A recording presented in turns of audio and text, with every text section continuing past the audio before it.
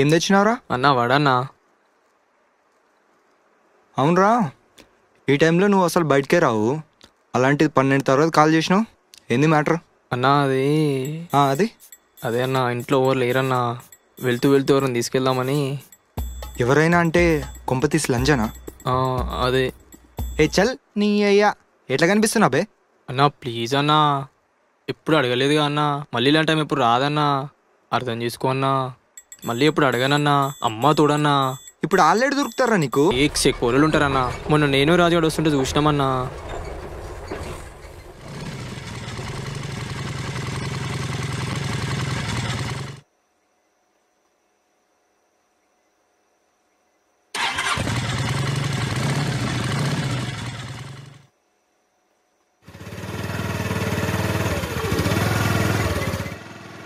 అన్నా వెళ్ళి మాట్లాడు. రేయ్ అట్లా చూడకన్నా, నేనే మాట్లాడతా. ఏవండి, మలక్పేట ఎట్లా వెళ్ళాలి?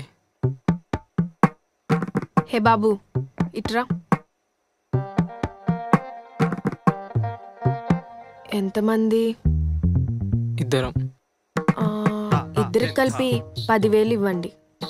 ఒక బియర్, ఒక బిర్యానీ పొట్లం. తెల్లారి 5కల్లా ఇక్కడే దింపాలి. కాండమ్ ప్యాకెట్లు కూడా మీవే. డీలోకే అంటే అడ్రస్ చెప్పు, ఆటోలో వస్తా. 10,000 అడుగుతుందన్నా, నా దగ్గర 5,000 ఉన్నాయన్నా.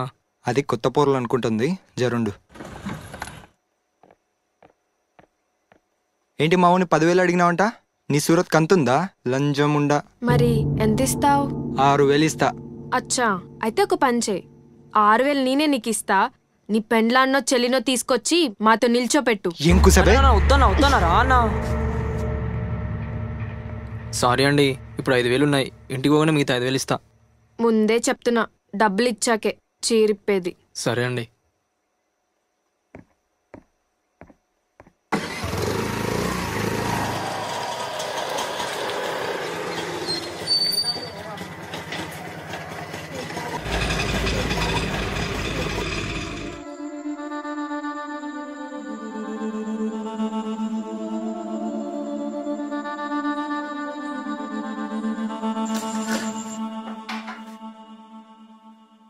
లైట్ ఉంచాలా తీయాలా?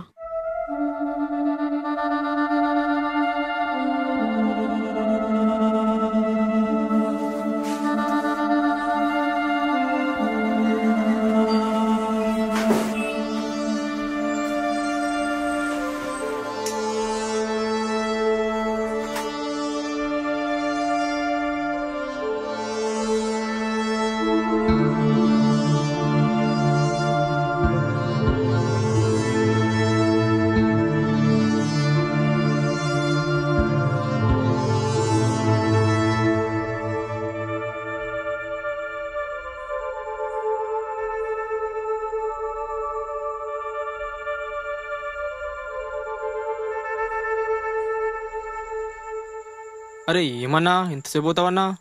ఎలిబే. ఏమున్నావన్నా?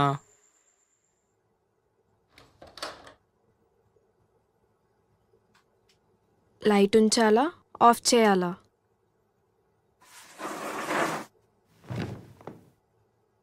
ఏవండి మీరు విప్పకండి. నువ్వు తీస్తావా? లేదు, మీకు విషయం చెప్తా, మీరు నవ్వకండి. అవునా, చెప్పు, నవ్వన్లే. నేను మిమ్మల్ని సెక్స్ చేయడానికి విలువలేదండి. మరి అంటే నేను ఒక ఆర్టికల్ రైటర్నండి. సో ప్రాస్టిట్యూట్స్పై ఒక ఆర్టికల్ రాస్తున్నాను. మీరు దానికి హెల్ప్ చేయాలండి. నేనేం చేయాలి? మీ స్టోరీ చెప్పాలి. ఎక్కడ పుట్టావు, ఈ ఫీల్డ్లోకి ఎలా వచ్చావు, అవన్నీ. నువ్వెక్కడ దొరికినావురా బాబు, చేస్తే పని కాని. నేను అవన్నీ చెప్పా. మీకు ఎలా చెప్పాలో అర్థం కావడం లేదండి.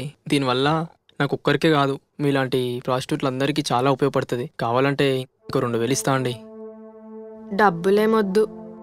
చిన్నప్పటి నుంచి అందరినీ సుఖపెట్టడం తప్ప ఒక్కరికి సహాయం చేసింది లేదు. నా వల్ల 10 మందికి ఉపయోగం ఉందంటే తప్పకుండా చెప్తాను. నా పూర్తి పేరు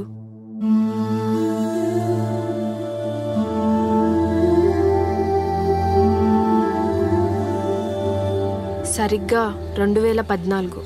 మాదొక చిన్న పల్లెటూరు.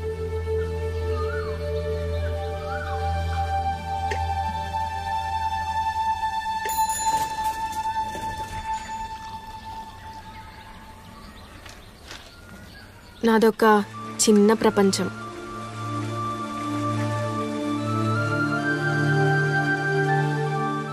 దాంట్లో నాకు ఇష్టమైన వ్యక్తి మా నాన్న ఒక్కడే.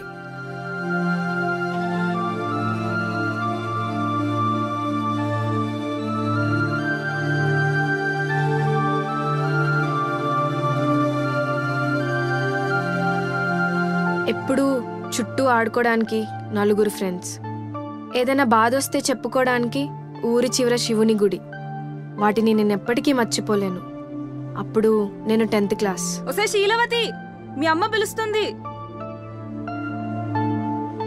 జీవితంలో అమ్మకి ఎవరూ భయపడరు, సవితి తల్లికి తప్ప.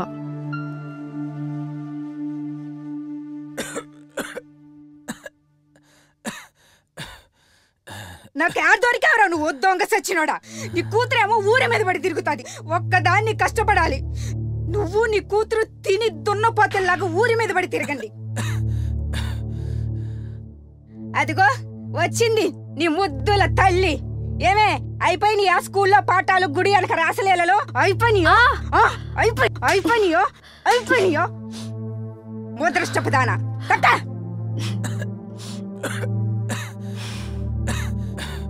అమ్మ తిట్టడం, నాన్న ఓదార్చడం నా చిన్నతనం నుంచే అలవాటుగా మార్చుకున్నాను.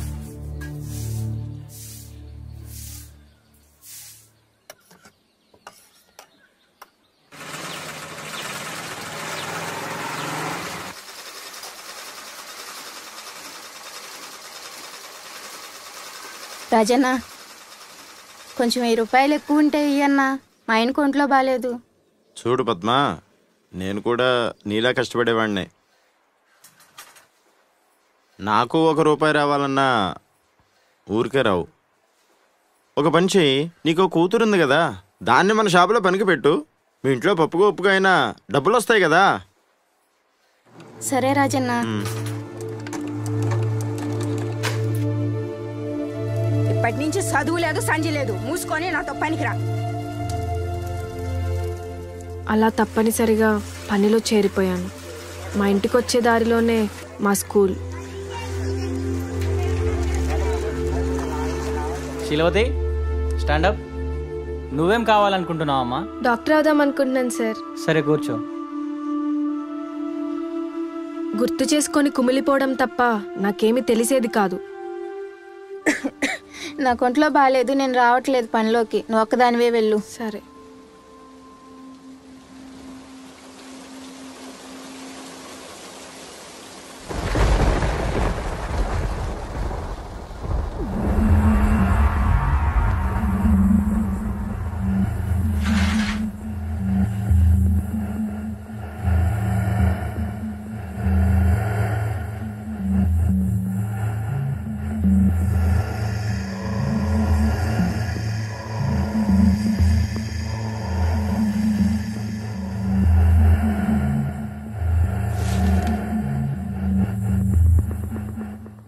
ఏమ్మా ఒకదాని వచ్చావు, మీ అమ్మ రాలేదా? రాలేదు బాబాయ్.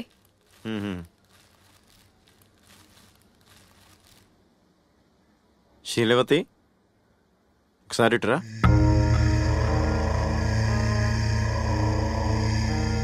తను నీ సైజే ఉంటుంది కదా, తన కొలతలు ఎక్కడో కనబడట్లేదు. ఒకసారి చేతులు పైకి లేపు.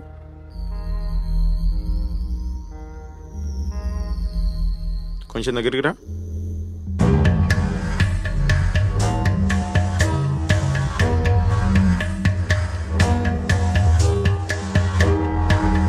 కొంచెం వెనక్కి తిరుగు. జడ ముందుకు వేసుకోవాలమ్మా.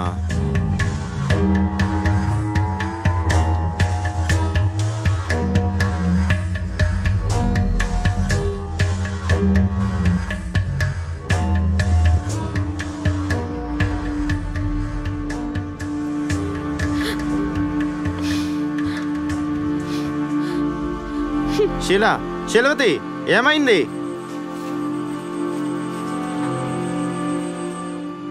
ఎవరికి చెప్పాలో అర్థం కాలేదు. ఏడుస్తూ వెళ్ళి అమ్మకి చెప్పాను. ఏం మాట్లాడుతున్నావే? రాజన్ ఎలాంటి వాడో నాకు బాగా తెలుసు. నువ్వు రాజన్న గురించి అబద్ధాలు చెప్పుకు. నువ్వే పనిలోకి వెళ్లాల్సి వస్తుందని దొంగ నాటకాలు ఆడుతున్నావు, దొంగ మొహందానా. అప్పుడే చనిపోదాం అనుకున్నాను. నాన్నని ఆ పరిస్థితిలో చూసి ఏం చేయలేకపోయాను.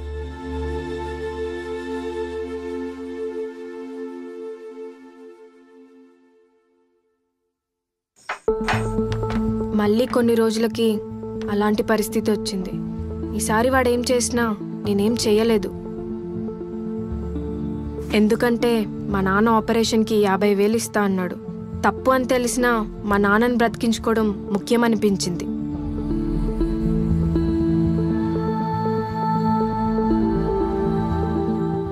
అలా షాప్లో ఎవ్వరూ లేని ప్రతిసారి నన్ను ఇబ్బంది పెట్టేవాడు. తనిచ్చిన డబ్బు మా అమ్మకిచ్చినప్పుడల్లా నన్ను ప్రేమగా చూసుకునేది.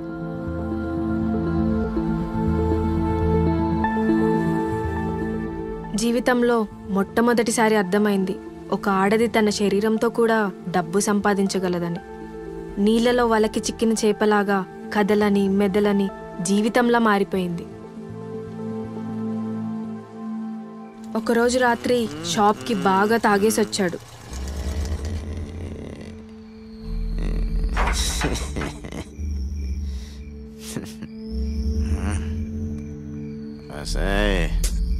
శైలవతి, ఎంత ముద్దుగా ఉన్నావే.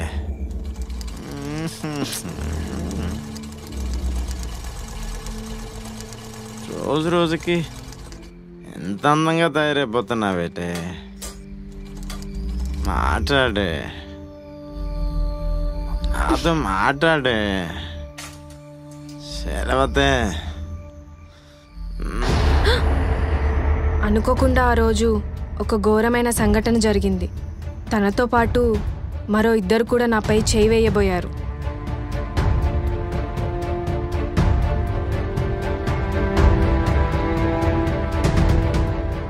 పక్కనే ఉన్న చెంబుతో ఒకడి తల పగలు కొట్టాను.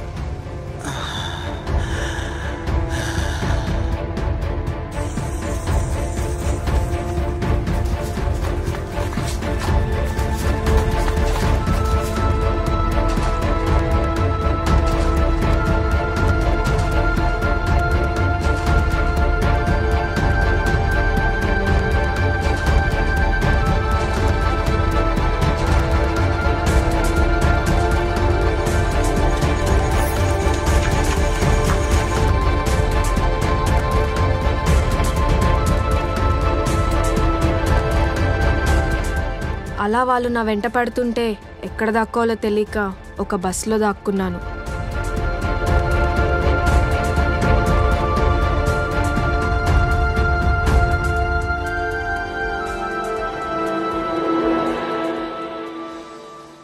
తెల్లారి లేచి చూస్తే చుట్టూ వేల కొద్ది జనాలు. ఎటొచ్చానో తెలీదు, ఎటు వెళ్ళాలో తెలీదు.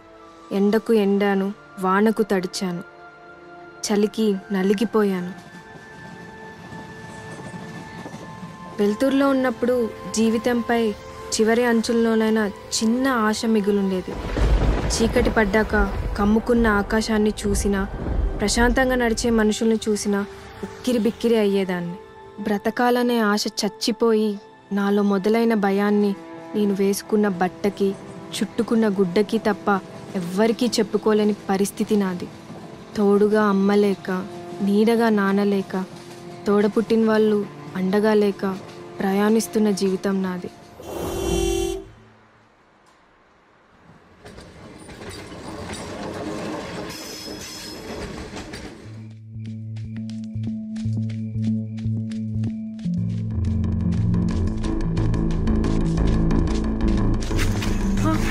ఎవరు మీరు? వదలండి.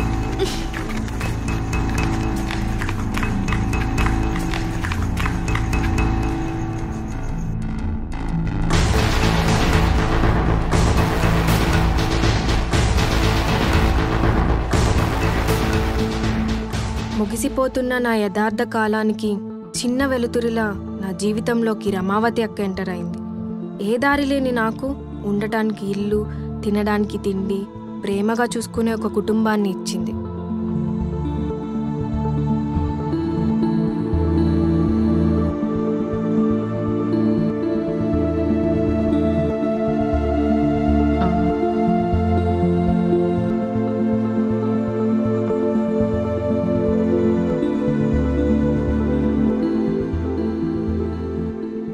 ఏ తప్పైతే జరిగి నేను మా ఊరికి దూరం అయ్యానో అదే తప్పు నా జీవితానికి ఆధారంగా మారిపోయింది.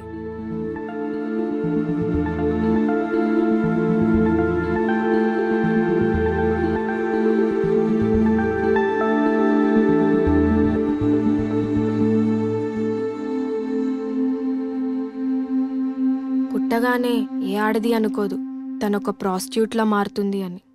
కేవలం పరిస్థితులు మాత్రమే ఇక్కడికి తెచ్చి కూర్చోపెడతాయి. పెళ్లి చేసుకున్న ఆడది ఒక్కరితో చేస్తేనే తట్టుకోలేదు, కానీ మేం మాత్రం ముగ్గురిని నలుగురిని ఒకేసారి సుఖపెట్టాలి. ఇది శిథిలమైన శీలవతి జీవిత కథ.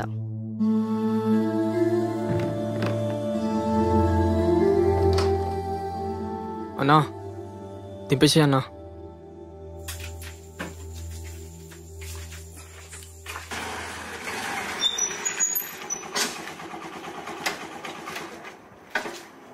ఒక్క నిమిషం. ఇందాక అలా మాట్లాడినందుకు సారీ అండి. మీ సంఘటనలన్నీ విన్నాక నాకేం మాట్లాడాలో అర్థం కావడం లేదు. రోడ్డు మీద కనిపించగానే తక్కువ చూపు చూసి తప్పుగా మాట్లాడాను. రెస్పెక్ట్ టు మెన్ అని అందరు అంటారు, కానీ ఆ ఉమెన్ అనే పదంలో మీరున్నారనేది మాత్రం అందరు మర్చిపోతారు. ముందున్న మనిషిని బట్టి వాల్యూ ఇస్తాం, కానీ తన గతం ఏంటో తెలియక ఏదేదో మాట్లాడేస్తాం. ఈరోజు అందరితో పాటు నేను కూడా తప్పు చేశాను. వీలైతే క్షమించండి. You didn't born as a prostitute, but you become by the demands of situation.